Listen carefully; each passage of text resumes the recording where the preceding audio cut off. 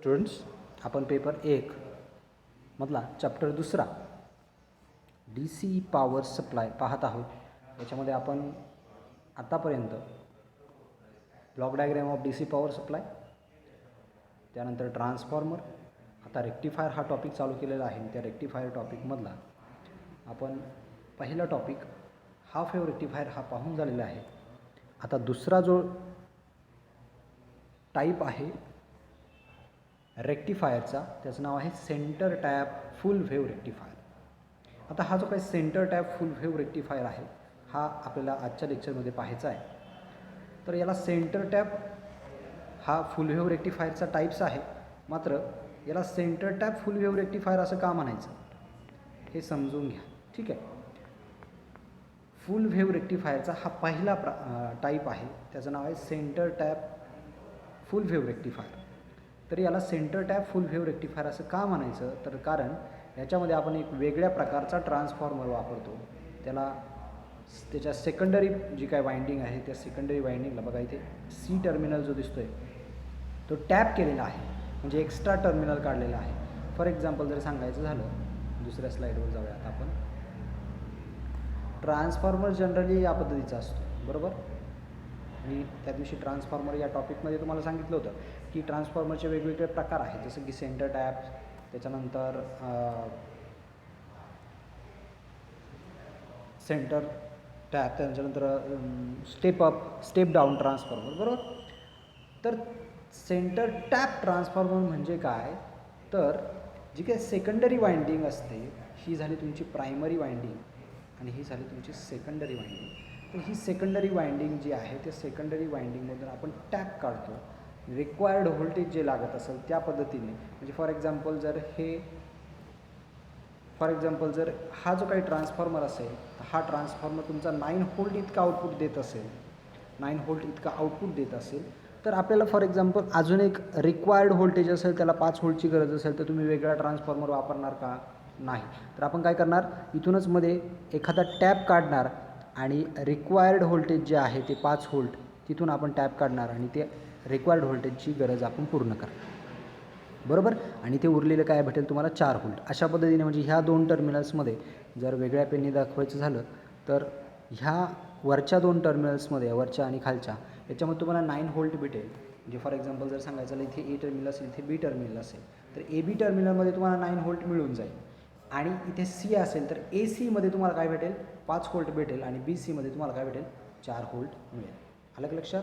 तर अशा वेगळ्या प्रकारचा एक काय म्हणू आपण त्याला स्पेसियल टाईपचा ट्रान्सफॉर्मर आपण या ठिकाणी वापरतो आहे, आणि म्हणून याला सेंटर टॅप ट्रान्सफॉर्मर असं म्हणतात। आणि हा ट्रान्सफॉर्मर आपण या रेक्टिफायरमध्ये वापरलेला आहे, म्हणून त्याला काय म्हटलं जातं, centre tap full wave rectifier. आता दुसरं कारण फुल वेव्ह रेक्टिफायरच का, किंवा फुल वेव्ह रेक्टिफायर का म्हणायचं, ठीक आहे। तर आता फुल वेव्ह रेक्टिफायर बघा, तर फुल वेव्ह, कारण हाफ वेव्ह रेक्टिफायरचा एक ड्रॉबॅक होता, काय तोही नेक्स्ट स्लाईडमध्ये आपण बघूयात। त्याच्यामध्ये आपण एकच डायोड यूज केला होता, हा त्याचा ॲडव्हान्टेजेस होता।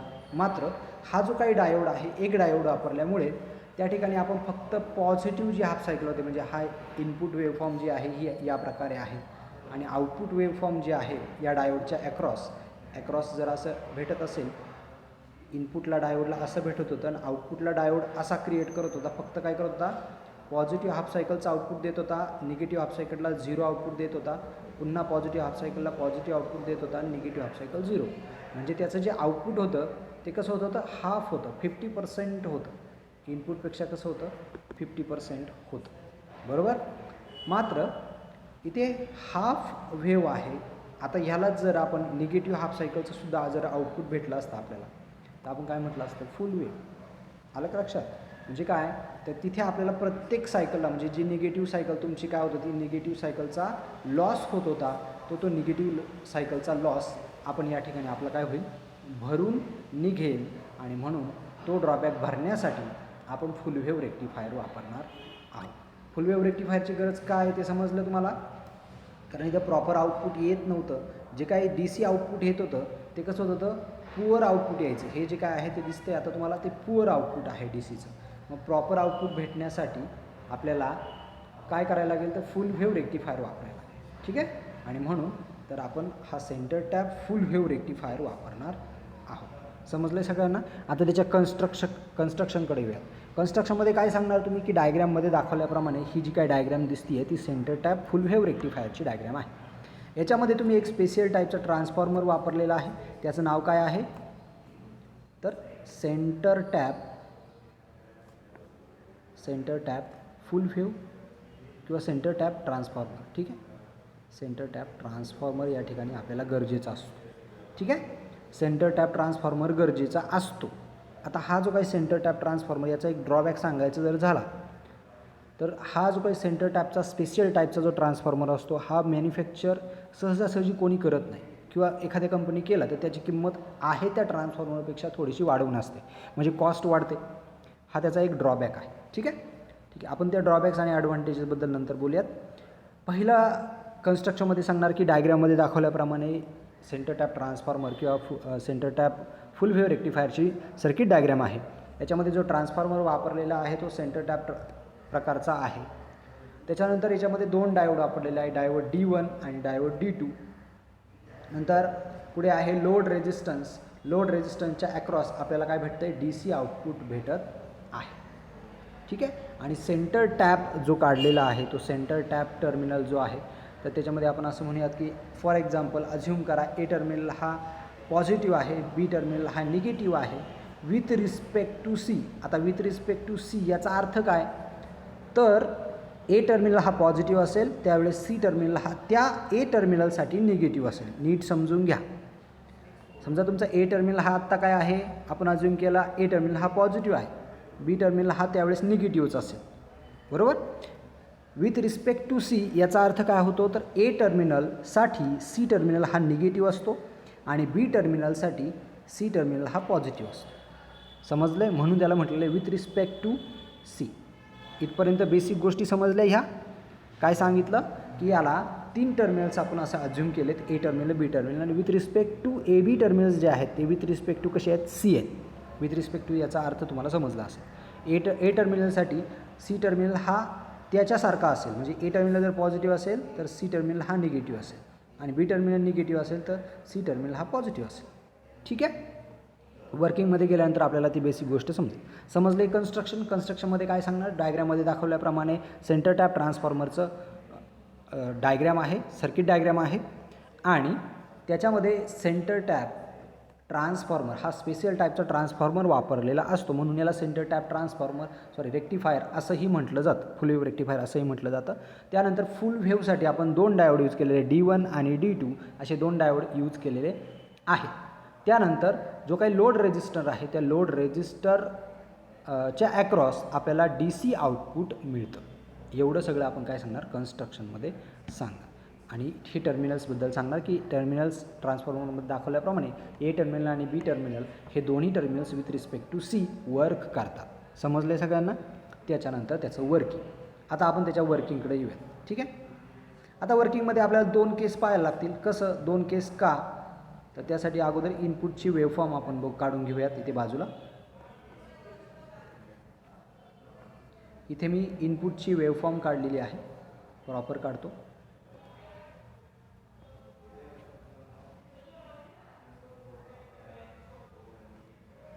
ठीक आहे, ही आहे इनपुटची वेव्हफॉर्म. ठीक आहे, आता हे इनपुट आल्याच्या नंतर याच्यामध्ये आपण 2 केस कशा करू शकतो तर सगळ्यात पहिली केस काय म्हणू शकतो आपण की in case of positive half cycle आणि in case of negative half cycle. बरोबर, ही पॉझिटिव्ह हाफ सायकल आहे वरती येलो कलरची आणि जी निळ्या कलरमध्ये दाखवलेली आहे ती काय आहे आपली निगेटिव्ह हाफ सायकल आहे. ठीक आहे, मग आपण असं म्हणूयात की in case of positive half cycle, मग पहिली पॉझिटिव्ह हाफ सायकल. आता वर्किंगकडे येऊयात. वर्किंगमध्ये काय म्हणणार in case first case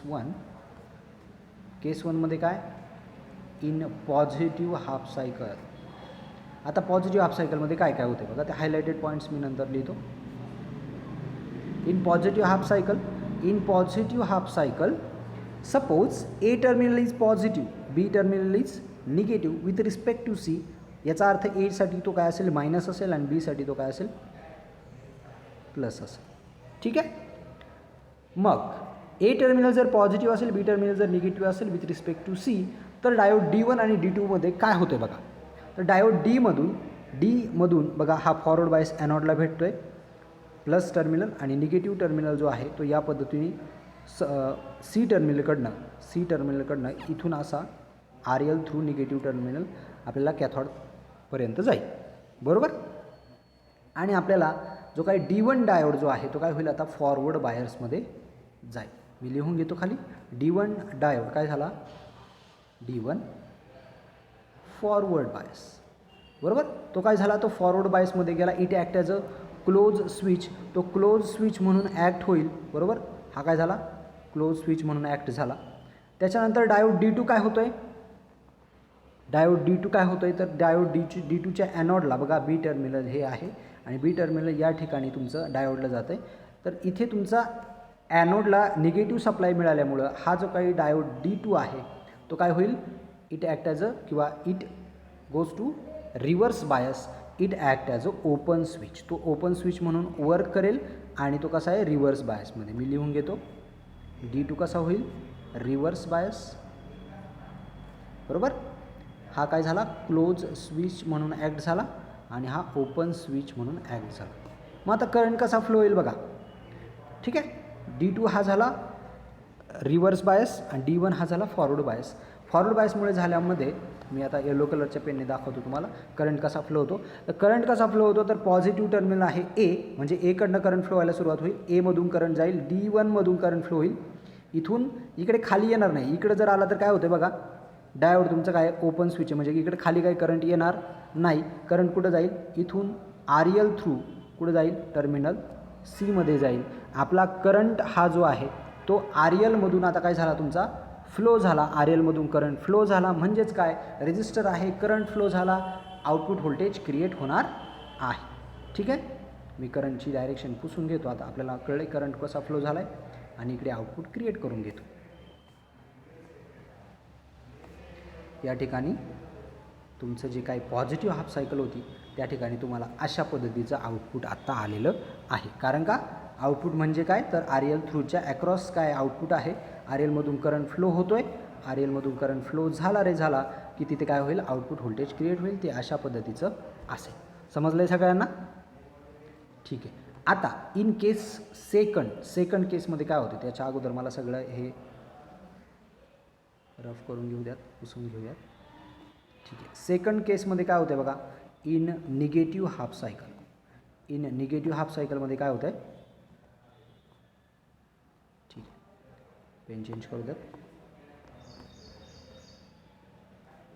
in negative half cycle case number 2 काय होईल, in negative half cycle suppose आता काय होईल, मगाच्यापेक्षा उलटे टर्मिनल्स होतील. मगाशी ए हा पॉझिटिव्ह होता तिथे निगेटिव्ह होईल, बी हा पॉझिटिव्ह होईल विथ रिस्पेक्ट टू सी, म्हणजे एसाठी सी कसा असेल आता पॉझिटिव्ह असेल आणि बीसाठी हा कसा असेल मायनस असेल. आता काय होते बघा. ठीक आहे. आपण इकडे हायलाइटेड पॉईंट्स लिहून घेऊयात. इन केस सेकंड म्हणजे in case 2 in negative half सायकलमध्ये काय होते. ठीक आहे. कोणते डायोड D1 आणि D2मध्ये काय फरक होत आहेत ते आपण चेक करूयात. चला डायग्रामकडे जाऊयात. आता बघा, बी टर्मिनल हा पॉझिटिव्ह दिसतोय तुम्हाला. बी टर्मिनल पॉझिटिव्ह असल्यामुळं इथे ॲनोडला पॉझिटिव्ह भेटला आहे या डायोड D2च्या. त्याच्यामुळं हा जो काही डायोड आहे तो काय होईल, आता फॉरवर्ड बायसमध्ये जाईल. It act as a close switch. लिहून घेऊयात. D2 हा फॉरवर्ड बायसमध्ये, forward bias. It act as a close switch. Right. आता D1 काय होतं बघा. D1 काय होतं, ए टर्मिनल निगेटिव्ह असल्यामुळं D1च्या ॲनोड जो काही डायोड आहे तो ॲनोड टर्मिनलला निगेटिव्ह मिळाल्यामुळे तो काय झाला, रिव्हर्स बायसमध्ये गेला आणि it act as a open switch म्हणून तो काय झाला, ओपन स्विच म्हणून वर्क झाला. ठीक आहे. D1 काय झाला, reverse bias. It act as a open switch. आपल्याला फक्त एवढंच बघायचं आहे कोणता फॉरवर्ड बायस आणि कोणता रिव्हर्स बायस. जर फॉरवर्ड असेल तर क्लोज स्विच आणि रिव्हर्स असेल तर ओपन स्विच. ठीक आहे. आता बघा सर्किटमधून करंट कसा फ्लो होतो. सर्किटमधून करंट कसा फ्लो होईल, टर्मिनल बी, कारण करंट हा नेहमी कुठून फ्लो होत असतो, पॉझिटिव्ह टू निगेटिव्ह, पॉझिटिव्हकडनं निगेटिव्हकडं करंट फ्लो होत असतो. करंट इथून पास होईल टर्मिनल बी कडनं, डायोड D2 कडनं, RLमधून टर्मिनल सीकडे. वरती एकडे जाणार नाही कारण इथला जो डायोड आहे तो कसा आहे, ओपन स्विच आहे, त्याच्यामुळे वरती करंट फ्लो होणार नाही. करंटची जी डायरेक्शन आहे ती याच पद्धतीची आहे, डाऊनवर्ड आहे. त्याच्यामुळं सेम मगाशी जसा करंट फ्लो झाला त्याच पद्धतीने आत्तासुद्धा करंट फ्लो झाला. त्याच्यामुळे आउटपुटला या ठिकाणी पुन्हा पॉझिटिव्ह हाफ सायकल क्रिएट होईल, निगेटिव्ह हाफ सायकल नाही. कारण का, करंट आता बघा इकडे डायरेक्शन चेंज झालेली आहे. बीची एचं टर्मिनल पॉझिटिव्ह होतं ते निगेटिव्ह झालं, बीचं टर्मिनल निगेटिव्ह होतं ते पॉझिटिव्ह झालं, बरोबर. म्हणजे इथे डायरेक्शन चेंज झाली. मात्र करंट जो काय RLमधून म्हणजे आउटपुट व्होल्टेज म्हणजे कोणाच्या अक्रॉसचं करंट आहे, व्होल्टेज आहे, तर RLच्या अक्रॉसचं व्होल्टेज. RLमधून मात्र करंट काय झाला, सेम डायरेक्शननी, ह्याच डायरेक्शननी फ्लो झालेला आहे, या टर्मिनलपासून तो फ्लो झालेला आहे. म्हणून आपल्याला या ठिकाणी पॉझिटिव्ह हाफ सायकलच मिळालेली आहे. आले लक्षात, समजलं आहे सगळ्यांना. म्हणजे पॉझिटिव्ह हाफ सायकलला काय होतं आहे, तर D1 फॉरवर्ड बायसमध्ये जातो आणि it act as a close switch. D2 हा रिव्हर्स बायसमध्ये जातो. करंट कसा फ्लो होतो, आता तोंडी सांगा, करंट कसा फ्लो होतो, ए टर्मिनलकडनं, D1मधनं, RLमधनं टर्मिनल सीपर्यंत, बरोबर. बघा या डायरेक्शनला इथे पॉझिटिव्ह हाफ सायकलला पुन्हा एकदा असंच तुम्हाला डायरेक्शन मिळेल, बरोबर. निगेटिव्ह हाफ सायकललासुद्धा याच पद्धतीने डायरेक्शन मिळेल. समजलं आहे.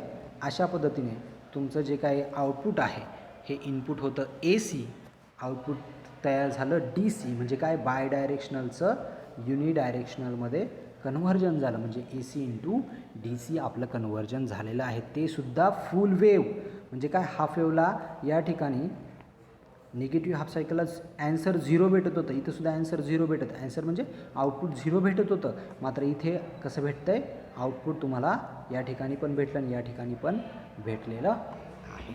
समजलं, सेंटर टॅप ट्रान्सफॉर्मर समजला आहे. आता त्याचे ॲडव्हान्टेजेस आपण बघून घेऊयात. ॲडव्हान्टेजेस काय आहेत बघा. पहिले ॲडव्हान्टेजेस की हा काय आहे, फुल वेव्ह रेक्टिफायर आहे. म्हणजे जो हाफ वेव्ह रेक्टिफायरचा ड्रॉबॅक होता की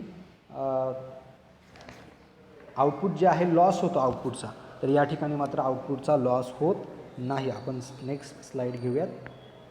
ॲडव्हान्टेजेस, पहिले ॲडव्हान्टेजेस काय येईल की मूवर DC आउटपुट, बरोबर.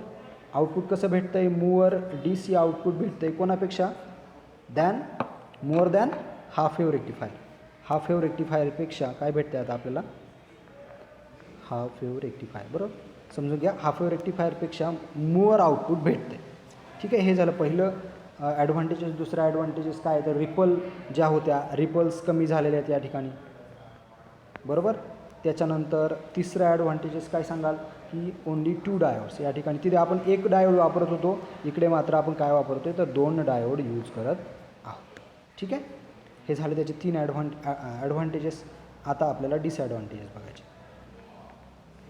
डिसॲडव्हान्टेजेस बघा. डिसॲडव्हान्टेजेस पहिला की सेंटर टॅप ट्रान्सफॉर्मर आपल्याला यूज करावा लागतो. Center tap transformer is used. Center tap ट्रान्सफॉर्मरच, तोच नॉर्मल ट्रान्सफॉर्मर नाही, सेंटर टॅप ट्रान्सफॉर्मर आपल्याला वापरावा, यूज करावा लागतो. ठीक आहे. दुसरं PIV जे आहे, म्हणजे काय, पीक इनव्हर्स व्होल्टेज, ते किती आहे, 2Vp. आता 2Vp का, तर पीक इनव्हर्स व्होल्टेज म्हणजे काय, PIV म्हणजे काय, तर पीक इनव्हर्स व्होल्टेज म्हणजे काय, डायोडच्या ॲक्रॉस, जे काही डायोड असेल त्या डायोडच्या, ज्यावेळेस डायोड हा रिव्हर्स बायसमध्ये असेल, D1 किंवा D2 रिव्हर्स बायसमध्ये असेल, D1 आणि D2 इथे 2 डायोड असेल, बरोबर. तर 2 डायोड जे आहेत ते रिव्हर्स बायसमध्ये जर असतील तर त्यांच्या ॲक्रॉसचं व्होल्टेज म्हणजे पीक इनव्हर्स व्होल्टेज. त्या ठिकाणी तुम्ही 2 डायोड यूज करता म्हणून ते जे काही व्होल्टेज असेल ते कसं असेल, 2Vp असेल. आले का लक्षात. आणि म्हणून याचा जो काही तिकडे ॲडव्हान्टेजेस होता हाफ वेव्ह रेक्टिफायरचा, त्याचा PIV फक्त किती होता, Vp होता. इथे किती आहे, 2Vp इतका आहे. ठीक आहे. तिसरं disadvantages, still ripple is there. Still ripple is there. तरीसुद्धा याच्यामध्ये रिपल्स आढळतात. कशा? तर डायग्राममध्ये बघा. इथे आपण रिपल्स फॅक्टर बघितला का सकाळच्या लेक्चरला. त्याच्यामध्ये आपण काय म्हटलं तर रिपल्स म्हणजे काय? अनवॉन्टेड पार्ट किंवा डी सीमध्ये अव्हेलेबल असलेला ए सी पार्टिकल. इथे तुम्हाला डी सी दिसतो आहे. डी सी जर आपण आयडियली बघितला तो या पद्धतीचा असतो, बरोबर. मात्र इथे तुम्हाला काय दिसतात? थोडेसे अल्टरनेटिंग किंवा त्याच्यामध्ये सम ए सी पार्टिकल्स दिसतात. त्याच्यामुळे ते थोडंसं खालीवर तुम्हाला वेव्हफॉर्म दिसतात. म्हणजे इथेसुद्धा तुम्हाला रिपल्स अवेलेबल असतात. आणि त्याच रिपल्समुळे हा त्याचा ड्रॉबॅक आहे की स्टील रिपल इज देअर. म्हणजे तिथं काही रिपल्स ह्या असतातच. म्हणजे हा प्युअर डी सी नाही. तो कोणता डी सी आहे? तर पल्सेटिंग डी सी. समजले सगळ्यांना? तर अशा पद्धतीने आपण ॲडव्हान्टेजेस, डिसॲडव्हान्टेजेस, त्यानंतर त्याच्या डायग्रॅम्स, त्याची सर्किट डायग्रॅम, त्याचं वर्किंग, त्याचं कन्स्ट्रक्शन हे सगळे पाहून झालेलं आहे. ठीक आहे. तर सेंटर टॅप ट्रान्सफॉर्मर या ठिकाणी संपलेला आहे. नेक्स्ट लेक्चरमध्ये आपल्याला ब्रिज फुल व्हेव रेक्टिफायर हा टॉपिक पाहायचा आहे. नेक्स्ट लेक्चरला आपण भेटूयात. ब्रिज फुल व्हेव रेक्टिफायर घेऊ. ठीक आहे.